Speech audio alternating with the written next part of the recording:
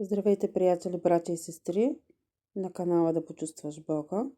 Нека да сведем глава за молитва. Татко наш небесен, Ти, който си сътворил всичко, което е видимо и невидимо, Ти, който ни създаде по своя образ и подобие и ни възобновяваш ежедневно според своите благости и милости, моля Те да очистиш нашите мисли, да успокоиш сърцата ни, да ми дадеш думи, които да изговарям, носещи живот, надежда и насърчение. Действай чрез мен така, че Христос да бъде видян и прославен. Амин. Да прочетем Деяния 3 глава от 1 до 10 стих. Веднъж Петър и Йоан отиваха заедно в храма в 9-я молитвен час. Имаше един човек, куц от майчина утроба, когато носеха и слагаха всеки ден при храмовата врата, наричана Красива, да проси милостиня от влизащите в храма. Като видя Петър и Йоан да влизат в храма, той протегна ръка за милостиня. Петър и Йоан се вгледаха в него и Петър каза: Погледни ни. И той ги загледа втренчено, като се надяваше да получи от тях нещо. Но Петър каза: Сребро и злато аз нямам, но каквото имам, това ти давам.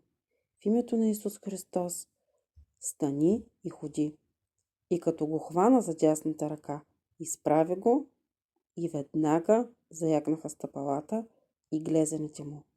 Той скочи, изправи се и проходи. След това влезе с тях в храма, като ходеше, скачаше и славеше Бога. Цял народ го видя да ходи и да слави Бога. Познаха го, че беше онзи, който седеше при красивата врата на храма за милостиня. И това, което бе се случило с него, ги изуми и потресе. И така, днес продължаваме пътя си с ранната църква. Виждаме как любовта, родена от Святия Дух, преминава от сърцето към делото. Петър и Йоан отиват в храма в часа на молитвата. Това не е случайна среща, а част от всекидневният им духовен ритъм. Именно там те срещат човек. И то човек, който е бил хром от рождение. Човек, когато всички са виждали, но малцина са забелязвали истински.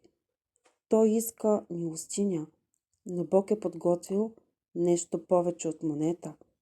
Петър казва думи, които и днес звучат силно. Сребро и злато нямам, но каквото имам, това ти давам. В името на Исус стани и ходи. Тази сцена ни напомня, че Божията любов не се измерва с това, което притежаваме, а с това, което сме готови да дадем. Понякога това е време, понякога внимание, понякога вяра, изговорена с дразновение. Петър не само говори, той поднася ръка. Любовта винаги е лична. Тя се навежда. Любовта докосва. Любовта издига. И човекът не просто прохожда. Той ходеше, той скачаше и хваляше Бога. Личната му опитност се превръща в свидетелство, което всички забелязват. И тук виждаме духовен важен принцип.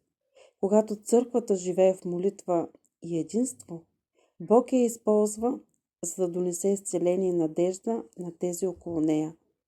Нека се запитаме днес, кого Бог поставя на пътя ми. Къде Той ме кани да подам ръка, а не само да подмина? Какво имам, което Бог иска да даде чрез мен? Нека се помолим Святия Дух да ни направи чувствителни към нуждите около нас и смели да действаме в името на Исус. И нека през следващите 24 часа очакваме Бог да ни даде една конкретна възможност. Да превърнем вярата си в действие, не за собствена слава, а за да бъде прославен Бог. Защото когато Христос действа чрез своят народ, невъзможното започва да се движи, а славата да се връща там, където ѝ е мястото.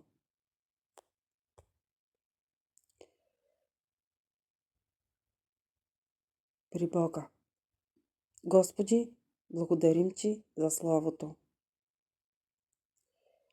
За Словото, което чухме и изговорихме в този момент. Запечатай го в сърцата ни и ни помогни да го живеем, не само да го слушаме. Дай ни очи да виждаме хората около нас и ръце, готови да действат в Твоето име. Нека благодатта на Господ Исус Христос, любовта на Бога, Отца и общението на Святия Дух да бъдат с нас днес и през идващите дни. Да бъдем благословени там, където Ти ни изпращаш.